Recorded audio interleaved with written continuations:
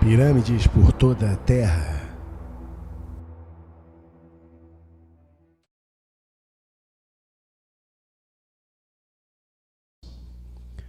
Por muito tempo, ao menos até o advento da arqueologia, como uma ciência sistemática a partir do século XIX, essas colossais e intrigantes estruturas, as pirâmides, foram quase que exclusivamente associadas ao Egito.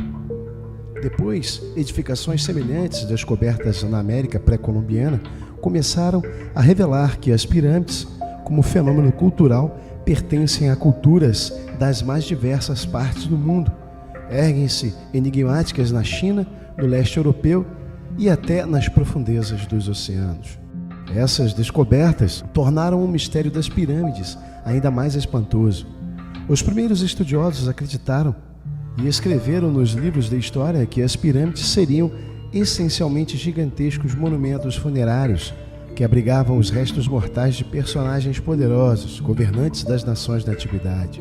Porém, com o avanço das pesquisas, essa ideia tornou-se insatisfatória para explicar o verdadeiro propósito dessas construções, sobretudo as mais antigas. Se é verdadeiro que muitas delas, as menores especialmente, de fato são túmulos de reis e rainhas, outras maiores guardam segredos de engenharia e arquitetura que tornam sua existência e propósito praticamente inexplicáveis para o conhecimento acadêmico. Entretanto, já há mais de um século, estudiosos mais ousados têm proposto hipóteses consideradas fantásticas de que várias das pirâmides que hoje, sabe-se, estão espalhadas pelo mundo seriam, segundo eles, gigantescas máquinas, objetos tecnológicos avançados, usinas que supõe-se poderiam servir para projetar e ou absorver energias de modo completamente desconhecido pela ciência contemporânea. A cada ano, novos e intrigantes sítios arqueológicos vão sendo descobertos em todo o mundo. Pirâmides nas florestas tropicais americanas, no interior da China e outros locais vão evidenciando que o passado da humanidade não é exatamente como nossos livros de ciência contam. Tudo que nos ensinam sobre as pirâmides está errado. Na Bósnia, um arqueólogo alega descobrir 5 pirâmides gigantes. Sua descoberta pode mudar o que sabemos sobre estas antigas estruturas.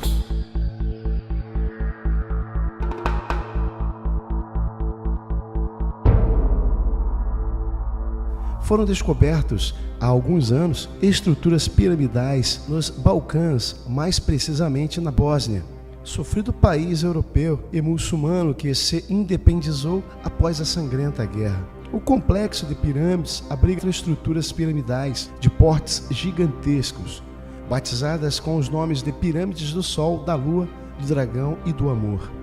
Se aceitas oficialmente pela arqueologia moderna, coisa difícil, dado o ceticismo crônico da mesma, essas serão as primeiras pirâmides europeias descobertas, fazendo crer que essas estruturas estão literalmente espalhadas por todos os continentes.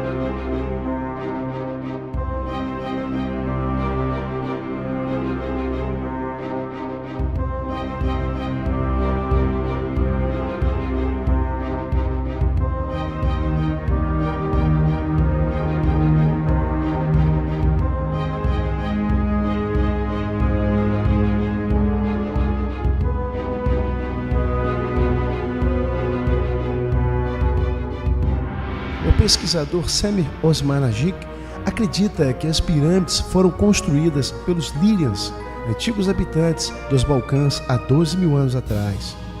Antigas pirâmides erguidas por civilizações já abocanhadas pelo tempo, como diversas câmaras, passagens subterrâneas e maldições, nos remetem diretamente ao Egito e sua sacralizada herança histórica. Mas isso está prestes a mudar, porque arqueólogos da Bósnia-Herzegovina descobriram um vale de pirâmides na cidade de Visoko, perto de Sarajevo, a capital do país. A principal estrela do vale é a Pirâmide Bósnia do Sol, com a altura de 220 metros. Para se ter uma ideia de sua grandiosidade, são necessárias algumas comparações. A Grande Pirâmide do Egito tem apenas 148 metros e a Pirâmide do Sol de Teotihuacan, no México, tem 74 metros. Cada bloco da nova pirâmide pesa aproximadamente 20 toneladas, o que a torna ainda mais impressionante.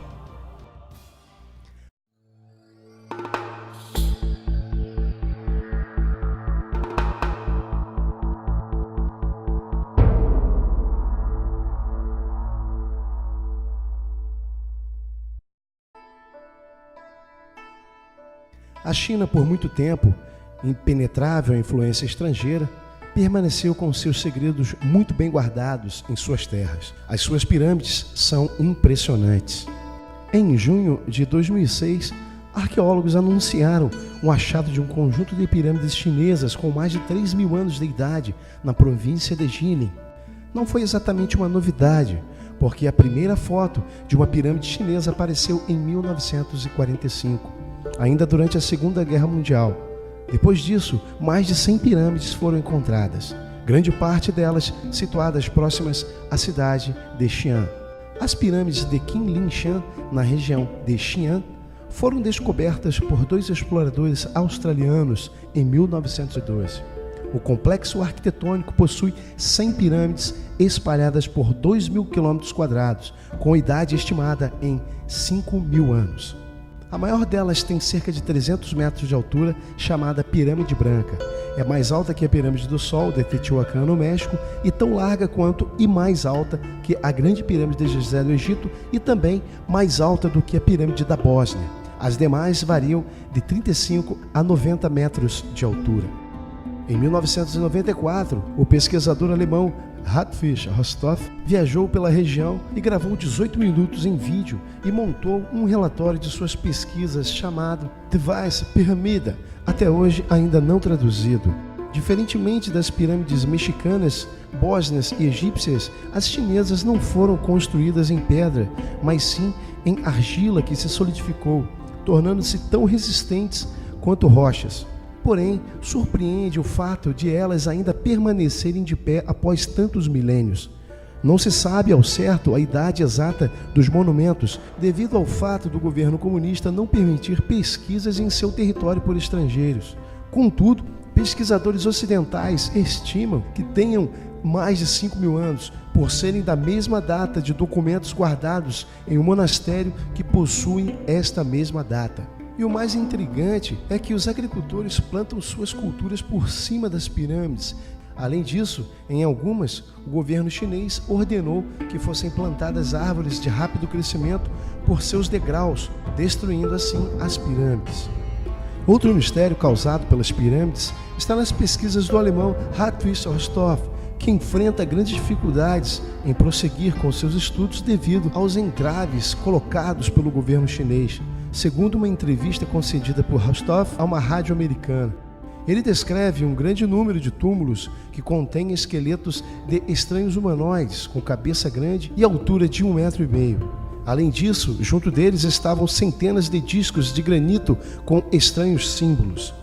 Para completar a estranheza do achado, foram encontrados na zona e na pirâmide diversas oparts, que são como objetos metálicos inusuais e pedras talhadas com materiais que não pertencem à região, totalmente desolada. Ainda existem nas cavidades dúzias de tubulações de ferro rodeando a entrada, com uma técnica altamente avançada e completamente desconhecida na atualidade. O que alimenta ainda mais a imaginação, afinal, se não há nada de tão importante, por que tanto segredo? E outras pirâmides, como a do México, Bósnia, quando foram descobertas estavam cobertas pela vegetação e as pirâmides existentes na Itália, Espanha, estão atualmente soterradas. Pelo que se pode notar, apenas as pirâmides egípcias e mexicanas permanecem à mostra, e mostrando ainda mais respeito, ou quem sabe, vontade de preservar segredos antigos, a tumba do primeiro imperador da China, Qin Shi Huang, que mandou construir o célebre exército de terracota, jaz no fundo de uma estrutura piramidal, nos arredores de Xi'an. Mas os arqueólogos não entram na cripta imperial por medo de causar danos irreparáveis. Enquanto não se desvenda melhor os mistérios das pirâmides da China, nós vamos tentando compreender o que nos é dado a entender.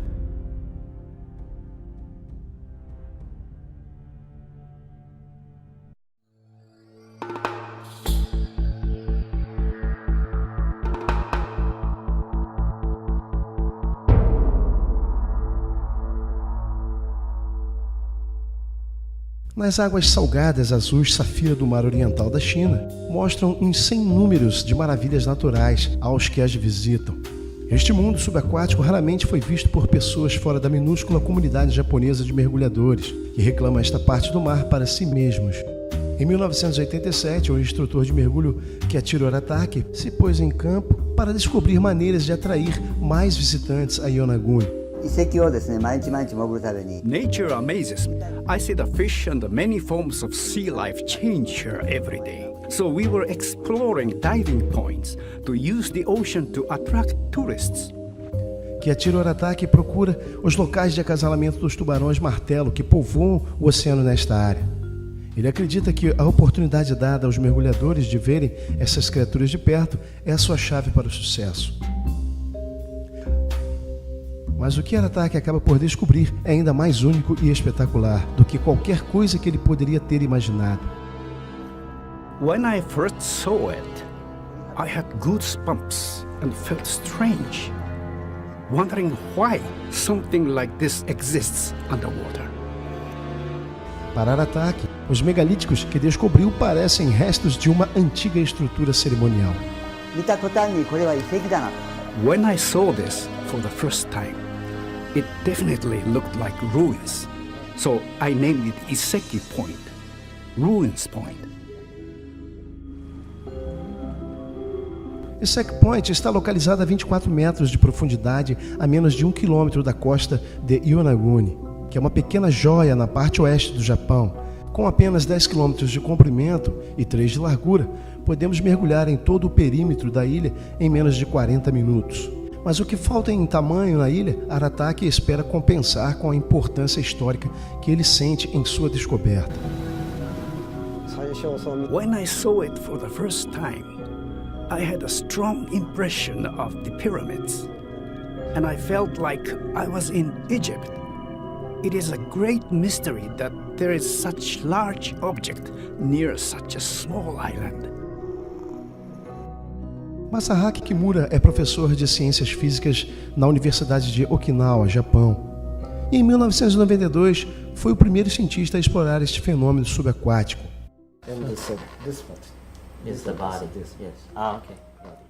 A estrutura principal tem mais de 150 metros de comprimento, quase o tamanho de 2 campos de futebol, e é mais alta do que um edifício de 8 andares. Para Masahaki Kimura e sua equipe, o achado é mais do que um aglomerado de rochas. Our studies show proof that the monument is not artificial, but is man-made.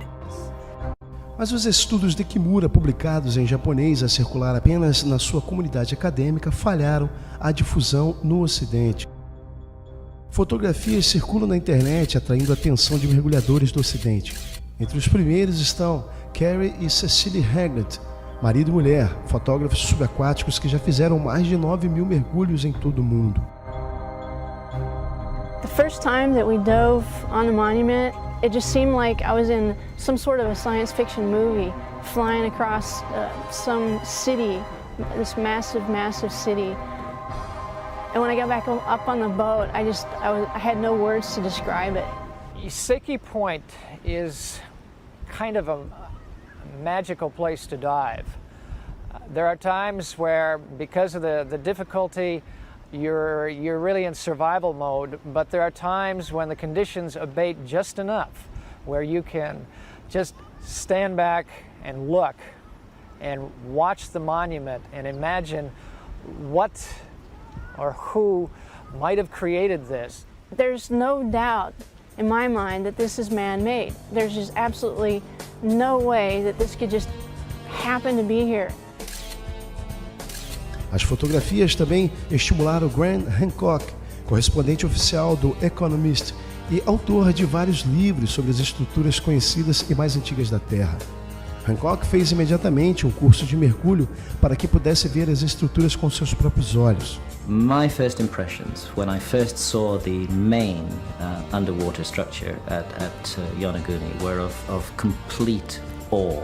To see very clean, almost right-angled, sharp edges, to see every appearance of design and organization in a large stone structure underwater raised in me a tremendous sense of excitement and mystery. The closest parallel, I would say, is the kind of feeling that I get when I walk into a great cathedral or into the Great Pyramid of Egypt. Em 1997, Hancock fez mais de 150 mergulhos em Yonaguni, descobrindo mais do que um monumento de pedra.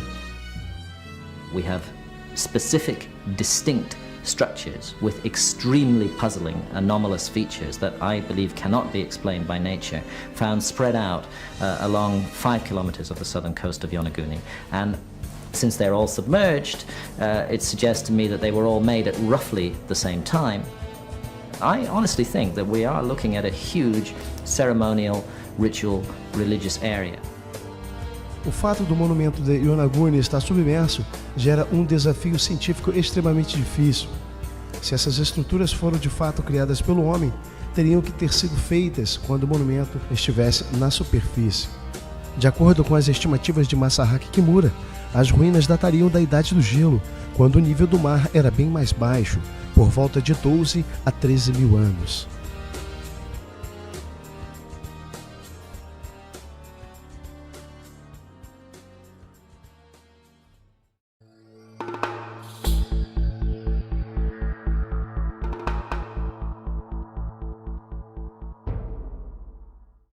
Uma equipe de exploradores dos Estados Unidos e da Europa afirmam que eles encontraram evidências de pelo menos 3 pirâmides antigas na gelada Antártida.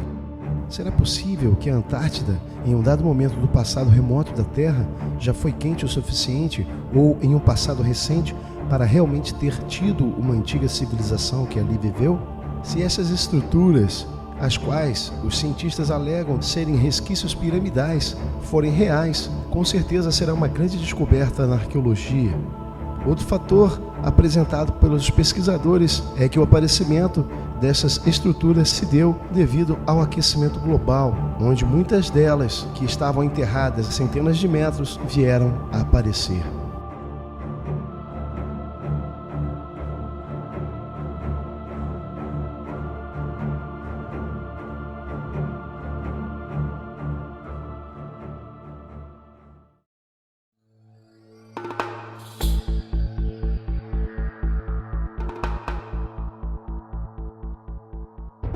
Os primeiros europeus a chegar à bacia amazônica em meados do século XVI foram os conquistadores espanhóis, sob o comando de Francisco de Orellana.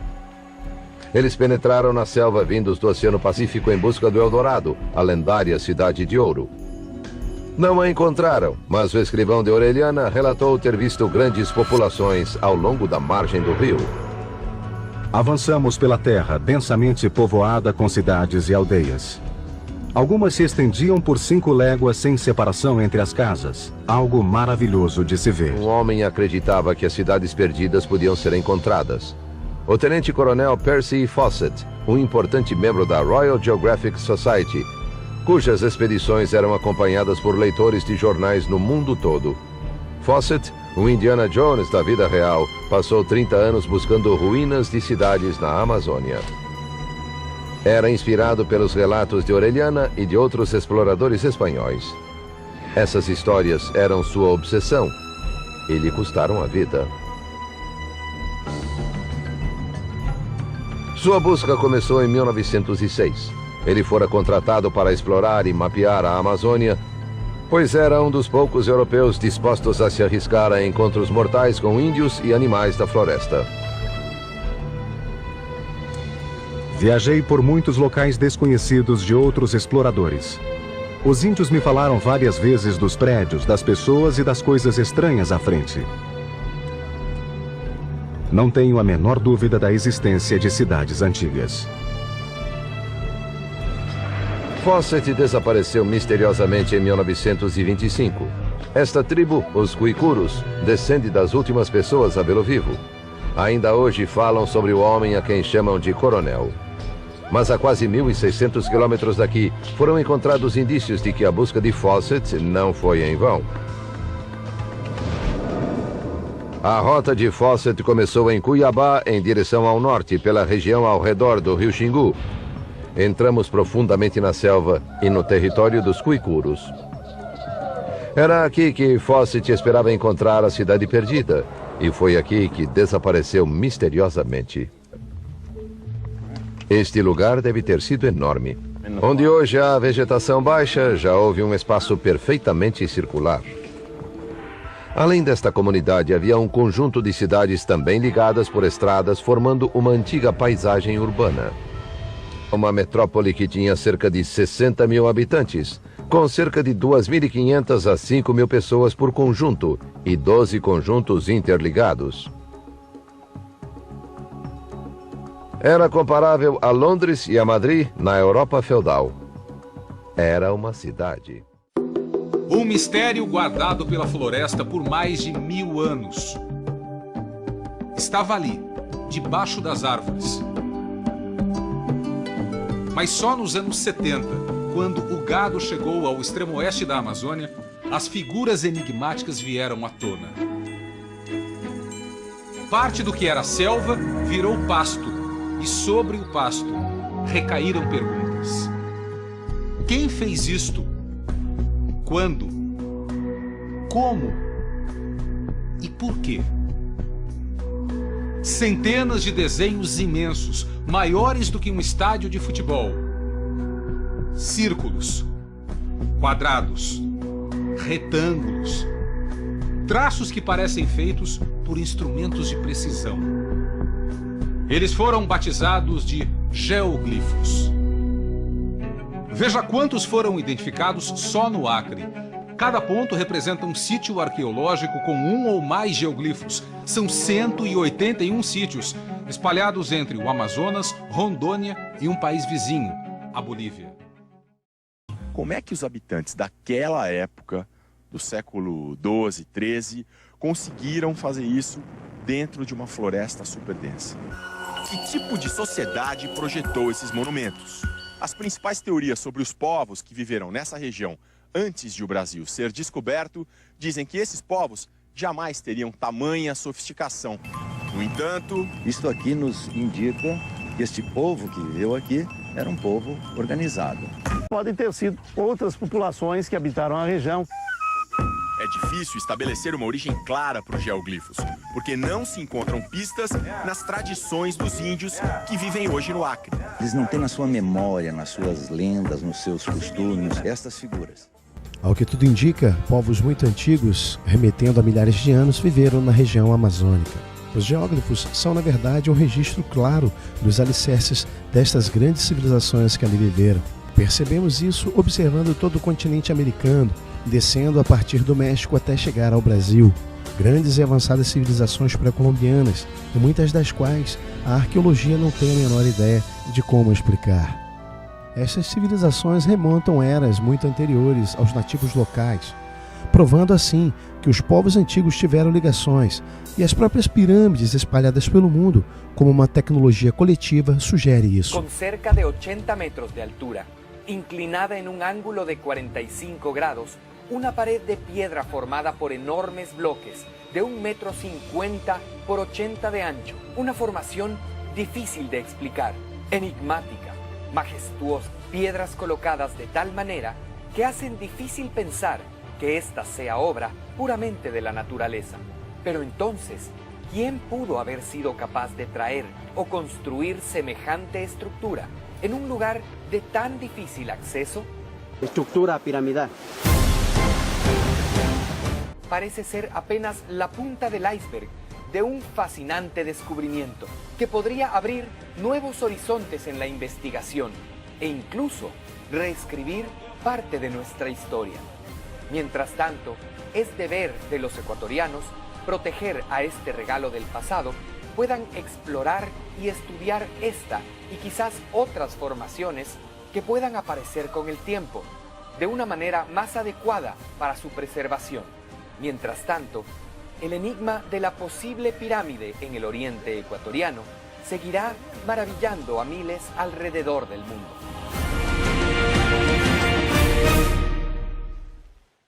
Na região amazônica equatorial, chamada de Morona Santiago, há uma caverna muito profunda, conhecida pelo nome de Cueva de los Tallos. Nela, em seu interior, foram achados vários artefatos, dentre eles a conhecida placa de ouro da coleção Crespi, que tem o desenho de uma pirâmide rodeada por 2 onças, animais típicos da Amazônia. Indícios de que uma civilização antiga que viveu nesta região usava e conhecia as estruturas piramidais.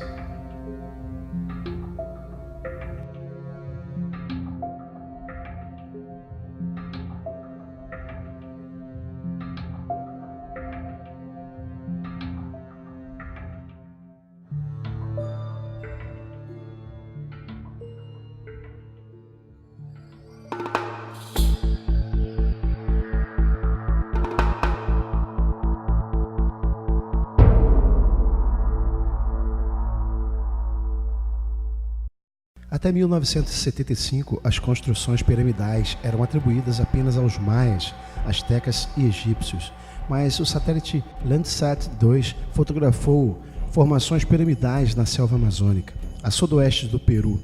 Uma equipe foi enviada ao local de helicóptero e conseguiu algumas fotos das estruturas, quase que totalmente cobertas pela vegetação. São 3 as pirâmides na grande selva amazônica brasileira.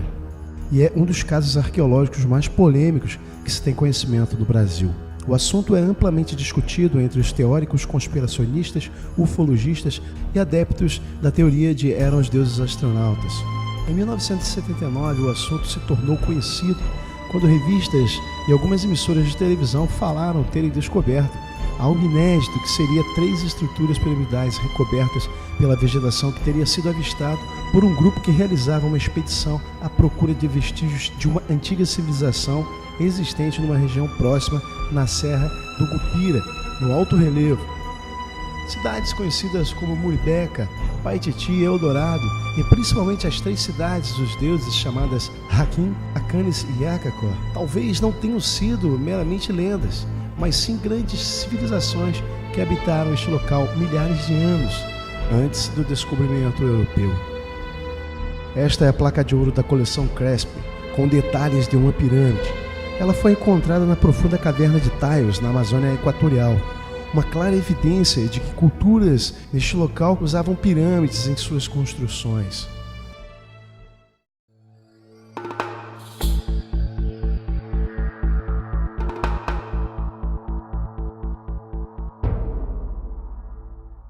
Está a 40 metros da superfície entre a Terceira e São Miguel. Tem uma base maior do que um estádio de futebol. A pirâmide foi detectada nos aparelhos de navegação do velejador Diocleciano Silva. É impressionante devido às formas. É uma pirâmide perfeita, não é? E ainda por cima, a orientação, a implantação da pirâmide. Quer dizer, os vértices estão orientados norte-sul, precisamente norte-sul, como as pirâmides de Gizé. A longa experiência do mar já lhe trouxe várias surpresas, mas nenhuma tão misteriosa. A descoberta foi feita há 5 meses, quando um médico veterinário procurava bancos de pesca. Depois de digerir a ideia, decidiu revelá-la. Houve muitas situações que não dei conhecimento e mais tarde outras pessoas deram, noutras situações, não é? E depois ficamos a pensar, e devia ter dito, não disse, eu já sabia, e coisas assim. Pela precisão das linhas, o velejador não acredita que a estrutura tenha origem natural e avança para uma explicação. A Atlântida existiu, porque e andam desde há mais de um século à procura dela no Mediterrâneo. Não é? Expedições e mais expedições e nunca a encontraram. Neste momento, não sei se é neste momento, mas aí há uns 2 anos estavam, havia uma expedição no sul de Espanha, mas já no Oceano Atlântico,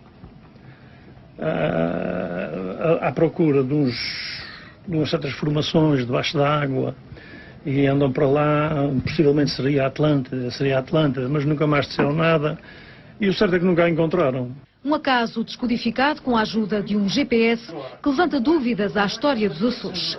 O velejador, que já entregou as coordenadas à tutela da cultura, espera agora ver o mistério desvendado.